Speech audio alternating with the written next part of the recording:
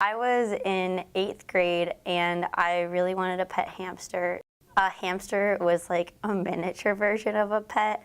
Like, they're really tiny, and when I was little I just thought like tiny, like the tinier it was the cuter. So I carried around a pet rock for a few weeks, and I always brought him to the dinner table and I like fed him my dinner.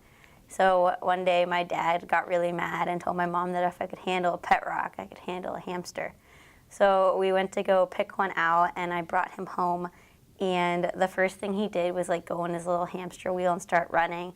And my little brother said his feet are moving so fast he looks like Sonic the Hedgehog, so we named him Sonic even though he wasn't blue or a hedgehog. He was really fun to like play with in his hamster ball because he would run into walls a lot and it was just so cute. One day I was in my purple butterfly chair like playing on my computer, and I looked over to check on Sonic and I saw him in his little tiki hut, and he like was like dragging himself through the bedding, and that's not what Sonic does. He's a runner. So I yelled for my dad to come fix it. And it turns out he had wet tail, which is a common hamster disease and curable with medicine. So my mom threw me and some tissues in the car, and we drove 30 minutes to the nearest pet store.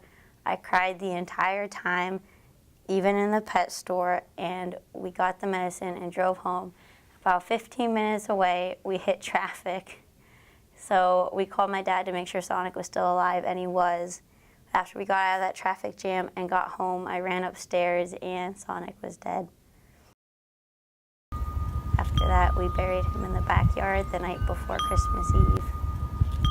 It was really cold out and the ground was frozen, so my dad spent like a few minutes trying to dig a little divot, and he picked Sonic up in a little sandwich bag, and my whole family came outside and like we said goodbye to him.